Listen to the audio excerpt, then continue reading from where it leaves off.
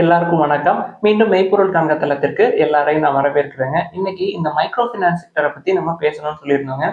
Micro finance sector அப்படின்னா அதை நம்பி இருக்கிறது யாருன்னா அதிகப்படியான மக்கள், விவசாய பெருங்குடி மக்கள் வந்து அதை நம்பி இருக்கிறாங்க. தென் கன்ஸ்ட்ரக்ஷன் ஒர்க்கர்ஸ், இந்த இண்டஸ்ட்ரீஸ்ல வேலை பார்க்குறாங்க இல்லையா, அவங்களும் இதை நம்பி இருக்கிறாங்க. பட் சொல்ல வர விஷயம் என்ன அப்படின்னா, இந்த மைக்ரோ ஃபினான்ஸ் செக்டர் அப்படின்றது இந்தியா பூராவே பரவி கிடக்கு அப்படின்றதாங்க. ஒரு இண்டஸ்ட்ரீஸ் நிறைய இருக்கிற ஏரியால இந்த மைக்ரோ ஃபினான்ஸ் வந்து இருக்காது. கிராமப்புறங்கள்ல, அதாவது லோக்கல் ரூரல் இந்தியால மட்டும் தான் இது இருக்கும் அப்படின்லாம் கிடையாதுங்க. பட் இதோட டெப்த் அப்படின்றது ரூரல் இந்தியால நிறைய இருக்கும், அர்பனை கம்பேர் பண்றப்ப. அவ்வளவுதான். இந்த மைக்ரோ ஃபினான்ஸ் லோன் அப்படின்றது பெரும்பாலும் அன்செக்யூர்ட் லோன் தாங்க. கடன் வாங்குறவங்கள்ட்ட ஒரு கோல்டு இருக்காது. கோல்டு இருந்தா கோல்டை பிளஸ் பண்ணி அவங்க லோன் வாங்குவாங்க. அவங்கள்ட்ட வேற எதுவும் அசெட் இருக்காது. இல்லாட்டி அசெட் கொண்டு போய் கொடுத்து லோன் வாங்குவாங்க. அவங்களால பேங்க் போய் லோன் வாங்க முடியாது. வீட்டு வாசல்லே லோன் வேணும் அப்படின்றவங்க இந்த மைக்ரோ ஃபினான்ஸ் செக்டர் தாங்க நம்பி இருக்காங்க. வைத்தியநாதன் அவர்கள் சொல்ற மாதிரி இந்த மைக்ரோ ஃபினான்ஸ் செக்டர் இல்லை அப்படின்னா நிறைய பெருங்குடி மக்களுக்கு கிரெடிட் அக்சஸ் அப்படின்றது இல்லாம போயிருவாங்க. எந்த பிசினஸ் பண்ணாலும் சரி, கிரெடிட் அக்சஸ் அப்படின்றது ரொம்ப ரொம்ப முக்கியமான தேவை. உடனே தேவைப்படும். இப்ப எடுத்துக்காட்டா விவசாயம் பண்றாங்க, திடீர்னு பயிர்ல வந்து ஒரு பூச்சி வர்ற மாதிரி ஒரு அறிகுறி இருந்ததுன்னு வச்சுக்கோங்களேன், உடனே அவங்களுக்கு பணம் தேவைப்படும். அடுத்த நாளே மருந்தடிக்க வேண்டியிருக்கும். அதனால அந்த மாதிரி ஏரியாஸ்ல இந்த மைக்ரோ ஃபினான்ஸ் அப்படின்றது ரொம்ப முக்கியமான ரோல் பிளே பண்ணுங்க. இந்த மைக்ரோ ஃபினான்ஸ் செக்டர் அப்படின்றது தங்க முட்டையிடுற வாத்து மாதிரிங்க. தொடர்ந்து அதுல இருந்து ஈல்டு வந்துகிட்டே இருக்கும். பட் இந்த மைக்ரோ ஃபினான்ஸ் கம்பெனிஸ் எல்லாமே அளவுக்கு அதிகமா லோனை வந்து டிஸ்பர்ஸ் பண்ணி அதை லோனை திருப்பி செலுத்த முடியாத ஒரு இக்கட்டான சூழ்நிலைக்கு ஆளாயிட்டாங்க லோன் வாங்குறவங்க. அதனாலதாங்க அந்த செக்டாருக்கு இப்படி டெலிக்வன்ஸ் வர்றதுக்கு காரணமே இந்த மைக்ரோ ஃபினான்ஸ் கம்பெனி தான் அப்படின்னு சொல்லி நம்ம முற்காலங்கள்ல ஒரு ஆர்டிகல் இருந்ததெல்லாம் நம்ம பேசியிருக்கிறோம். இந்த கிராஸ் லோன் போர்ட்போலியோன்னு எடுத்துக்கிட்டீங்கன்னா செப்டம்பர் குவார்டர்ல மைக்ரோ ஃபினான்ஸை பொறுத்த வரைக்கும் 4.08 ட்ரில்லியன். இது வந்து ஜூனை கம்பேர் பண்றப்ப ஒரு 4% கம்மிங்க. ஜூன் குவார்டர்ல 4.24 ட்ரில்லியனா இருந்திருக்குது. ஜூன் குவார்டர் கம்பேர் பண்றப்ப செப்டம்பர் குவார்டர்ல லோன் டிஸ்பர்ஸ் பண்றதை இந்த மைக்ரோ ஃபினான்ஸ் கம்பெனிஸ் வந்து குறைச்சிருக்காங்க. தென் தேர்ட் குவார்டர்ல இன்னும் பயங்கரமா குறைச்சிருக்காங்க. பட் செப்டம்பர் 2023 எடுத்துக்கிட்டோம் அப்படின்னா செப்டம்பர் 2024ல ஒரு 10% growth. இந்த மைக்ரோ ஃபினான்ஸ் செக்டர் அப்படின்றது தொடர்ந்து க்ரோ ஆகிட்டு இருக்கு. பட் ப்ராஃபிட் அப்படின்றது அடி வாங்கியிருக்குங்க. ஸோ ப்ராஃபிட் குறைஞ்சதுனால இந்த டிஸ்பர்ஸ் பண்றதை குறைச்சிருக்காங்க. கலெக்ஷன் எஃபிஷியன்சியை கூட்டுறதுக்கான வேலைகளை ஆரம்பிச்சிருக்காங்க. ஸோ இப்போ 2 நாளைக்கு முன்னாடி வந்த ஆர்டிகிள் நம்ம டிஸ்கஸ் பண்ணோம் இல்லையா, அசெட் குவாலிட்டி அப்படின்றது இம்ப்ரூவ் ஆக ஆரம்பிக்குது, அதுக்கான ஒரு ரெக்கவரி சைன் வந்து பார்க்க முடியுது அப்படின்னு சொல்லியிருக்காங்க இல்லையா. ஸோ மைக்ரோ ஃபினான்ஸ் இண்டஸ்ட்ரியை பொறுத்த வரைக்கும் கேபிட்டல் வேணுங்க. பணம் இந்த மைக்ரோ ஃபினான்ஸ் இண்டஸ்ட்ரீஸ் வந்து பேங்க்லயோ இல்லை என்சிடிஸ் மூலமாவோ கடன் வாங்குவாங்க. தென் ரூரல் இந்தியால போய் அந்த கடனை டிஸ்பர்ஸ் பண்ணுவாங்க. தென் கலெக்ஷன் எஃபிஷியன்சி அப்படின்றது ரொம்ப முக்கியங்க. ஸோ இப்போ நமக்கு எங்கெங்கெல்லாம் இந்த மைக்ரோ ஃபினான்ஸ் செக்டர்ல ஆப்பர்ச்சுனிட்டிஸ் இருக்கு அப்படின்றத பார்ப்போங்க. ஃபர்ஸ்ட் இண்டஸ்இண்ட் பேங்க் எடுத்துக்கிட்டோம் அப்படின்னா அவங்கள்ட்ட பாரத் ஃபினான்ஸ் அப்படின்ற ஒரு மைக்ரோ ஃபினான்ஸ் ஆர்ம் இருக்கு. ஸோ உங்களோட டோட்டல் லோன் புக்ல ஒரு 9% வந்து இந்த மைக்ரோ ஃபினான்ஸ் லோன் தான். இப்போ சமீபத்தில் ஒரு போன குவார்டர் நினைக்கிறேங்க, ஒரு 1500 கோடி ரூபாய் அன்செக்யூர்ட் லோனை வித்தாங்க. என்ன காரணம் அப்படின்னா தொடர்ந்து 2 குவார்டர் எடுத்து பார்த்தோம் அப்படின்னா அவங்க மைக்ரோ ஃபினான்ஸ் செக்டர்ல இருக்கிற அந்த டெலிக்வன்ஸ்னால நிறைய ப்ரொவிஷன்ஸ் வந்து எடுத்திருந்தாங்க. அவங்களோட ப்ராஃபிட்டும் பயங்கரமா கீழே விழுந்திருந்தது. ஸோ நம்ம ஏற்கனவே இண்டஸ்இண்ட் பேங்கை வந்து கன்சிடர் பண்ணிருக்கிறோம். அதுலயும் ஒரு மைக்ரோ ஃபினான்ஸ் பிசினஸ் இருக்கு. இது ஃபர்ஸ்ட்டுங்க. அடுத்து ஐடிஎஃப்சி ஃபர்ஸ்ட் பேங்க் எடுத்துட்டோம் அப்படின்னா இந்த மைக்ரோ ஃபினான்ஸ் லோன் புக் அப்படின்றது H1 ஃபினான்ஷியல் 25 ஸ்டார்டிங்ல கிட்டத்தட்ட 7% இருந்திருக்குங்க. இப்போ வந்து 5% இருக்கு. எம்டிசிஓ வைத்தியநாதன் அவர்கள் என்ன சொல்றாரு, ஃபினான்ஷியல் 26 ஃபுல்லாவே எங்களோட லோன் புக் மைக்ரோ ஃபினான்ஸை பொறுத்த வரைக்கும் 5% கீழே வந்துருவோம், கிட்டத்தட்ட 3% தொற்றுவோம் அப்படின்னு சொல்றாங்க. இது வந்து ஃபினான்ஷியல் 26க்கு கைட்லைன்ஸ் கொடுத்துருக்காரு. பட் அவருடைய நோக்கம், அவருடைய விருப்பம் என்ன அப்படின்றத ஏற்கனவே சொல்லிட்டாருங்க. Credit access to rural India அப்படின்றது ரொம்ப இம்பார்ட்டன்ட். மேபி அடுத்த வருஷம் ஃபினான்ஷியல் 27ல மறுபடியும் அவங்களோட மைக்ரோ ஃபினான்ஸ் லோன் புக்கை எக்ஸ்பேண்ட் பண்றதுக்கு வாய்ப்பு இருக்கும். ஸோ ஐடிஎஃப்சி ஃபர்ஸ்ட் பேங்க்கும் நம்ம ஏற்கனவே கன்சிடர் பண்ணிக்கிட்டு தான் இருக்கோம். அடுத்து தேர்ட் பேங்க்னு எடுத்துக்கிட்டோம்னா கோட்டக் மஹேந்திரா பேங்க். இந்த கம்பெனியை பொறுத்த வரைக்கும் நம்ம லிஸ்ட்ல இல்ல. வேல்யூவேஷன்ஸ் பாத்தீங்கன்னா பி வந்து 18, பிரைஸ் டு புக் 2.86 மேல இருக்கு. நம்ம இதை கன்சிடர் பண்ண முடியாது. பட் இவங்கள்ட்டையும் பிஎஸ்எஸ் மைக்ரோ ஃபினான்ஸ் அப்படின்னு சொல்லிட்டு ஒரு மைக்ரோ ஃபினான்ஸ் ஆர்ம் இருக்கு. தென் சொனாட்டா ஃபினான்ஸ் அப்படின்ற ஒரு ஆர்ம் இருக்குங்க. இவங்களோட லோன் புக்ல ஒரு 10.5% வந்து இந்த மைக்ரோ ஃபினான்ஸ் லோன் புக் இருக்கு.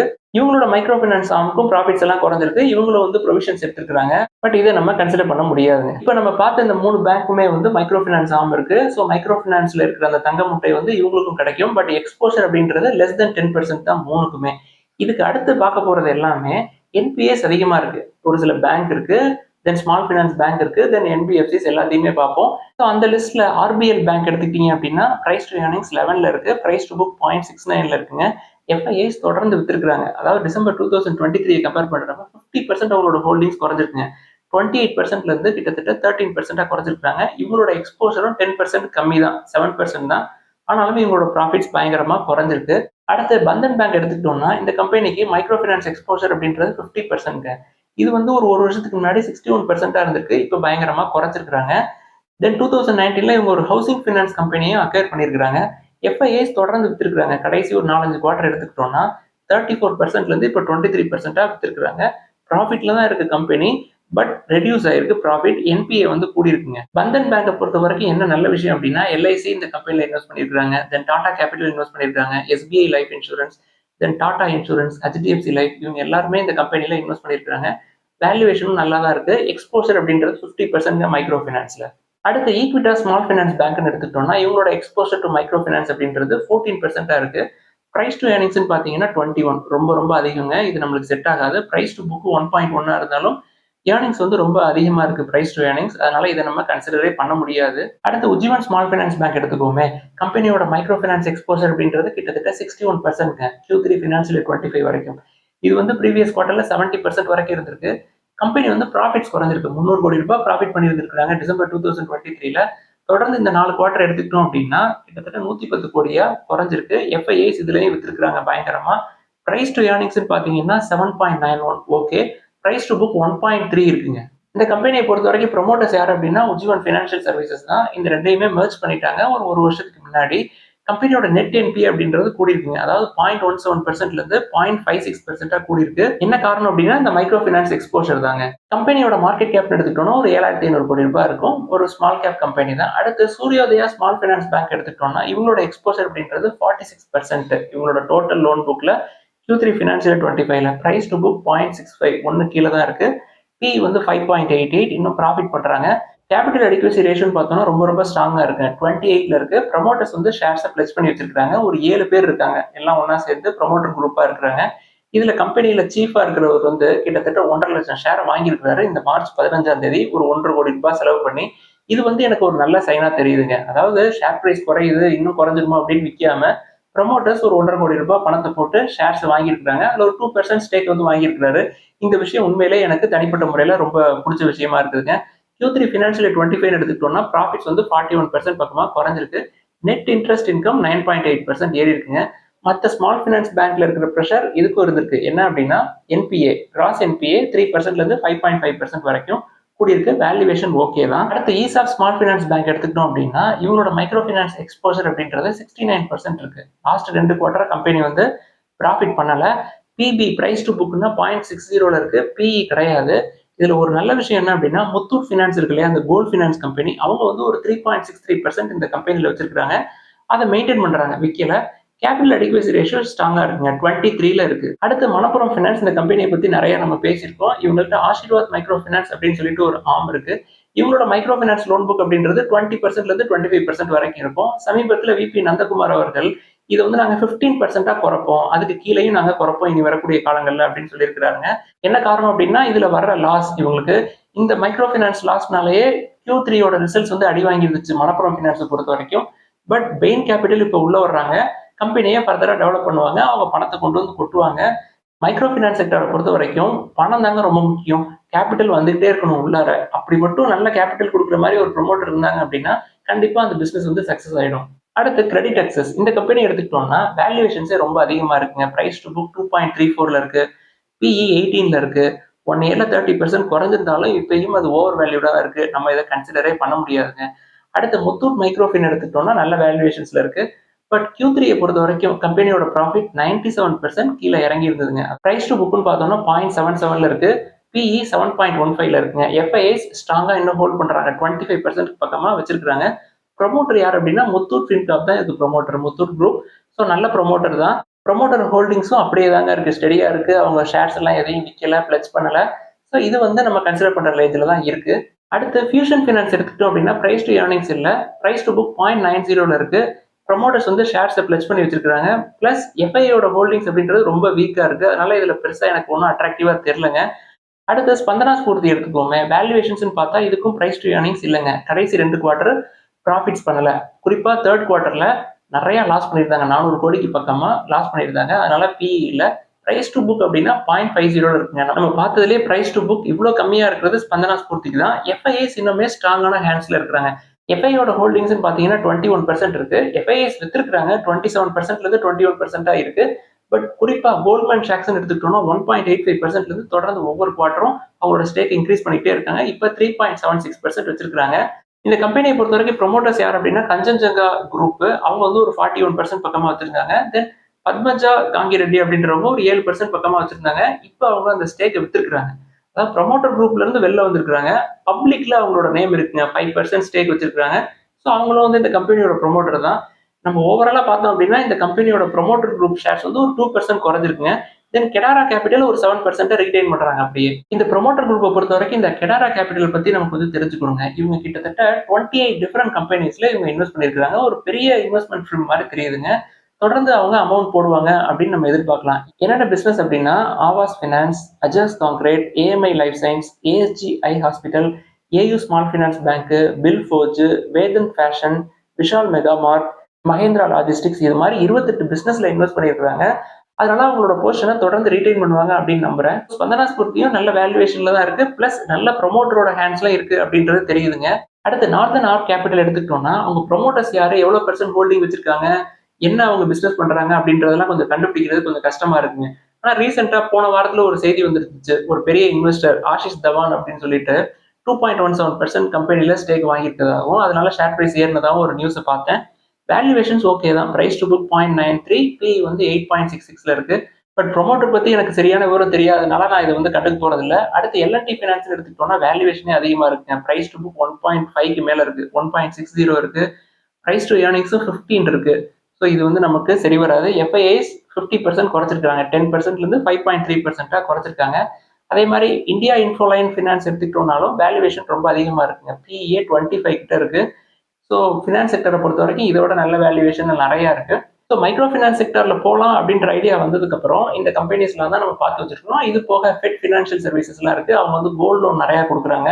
தென் எம்எஸ்எம்இ லோன்ஸ் வந்து கொடுக்குறாங்க. தென் அதர் ஃபினான்ஷியல் சர்வீசஸும் இருக்கு. முக்கியமா எனக்கு தெரிஞ்சது small finance bank, then other NBFCs, தென் நம்ம எடுத்து வச்சிருக்கிற பேங்க். இதை எடுத்துக்கிட்டோம் அப்படின்னா IDFC first bank, IndusInd bank ஏற்கனவே நல்ல வேல்யூவேஷன்ல தான் இருக்கு. நம்ம தொடர்ந்து கன்சிடர் பண்ணிக்கிட்டே இருக்கோம். இதுல என்பிஎஃப்சிஸ் எடுத்துக்கிட்டோம்னா இதுல 2 கம்பெனி எனக்கு வந்து ரொம்ப அட்ராக்டிவா படுதுங்க. ஒன்று வந்து முத்தூட் மைக்ரோஃபின், இன்னொன்று வந்து ஸ்பந்தனா ஸ்பூர்த்தி. என்ன காரணம் அப்படின்னா ரெண்டுலையுமே எஃப்ஐஐஸோட ஹோல்டிங்ஸ் அப்படின்றது ரொம்ப ஸ்ட்ராங்கா இருக்கு. First thing. தென் ப்ரொமோட்டர்ஸோட ஹோல்டிங்கும் ஸ்ட்ராங்கா இருக்கு. Second thing. தென் வேல்யூவேஷன் பார்த்தோம்னா ரெண்டுக்குமே பிரைஸ் டு புக் ஒன்னை விட கம்மியா இருக்கு. குறிப்பா ஸ்பந்தனா ஸ்பூர்த்தி 0.5ல இருக்கு, முத்தூட் மைக்ரோஃபின் 0.77ல இருக்கு.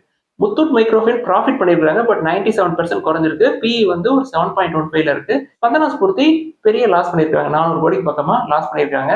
இது ரெண்டும் வந்து என்பிஎஃப்சிஸ் பொறுத்த வரைக்கும். இது போக நம்ம ஏற்கனவே மனப்புறமா கன்சிடர் பண்ற லிஸ்ட்ல வச்சிருக்கோம். தென் ஸ்மால் ஃபினான்ஸ் பேங்க் எடுத்துக்கிட்டோம்னா 2 விஷயங்கள். ஒன்று வந்து உஜ்ஜீவன் ஸ்மால் ஃபினான்ஸ் பேங்க், இன்னொன்று வந்து சூரியோதயா ஸ்மால் ஃபினான்ஸ் பேங்க். இதுல எக்ஸ்போஷர் அப்படின்றது நியர்லி 50%க்கு மேல இருக்கு ரெண்டுக்குமே. நம்மளுக்கு வந்து இதுல இருந்து பெனிஃபிட் வேணும் அப்படின்னா அட்லீஸ்ட் 50% எக்ஸ்போஷர் இருக்கணுங்க.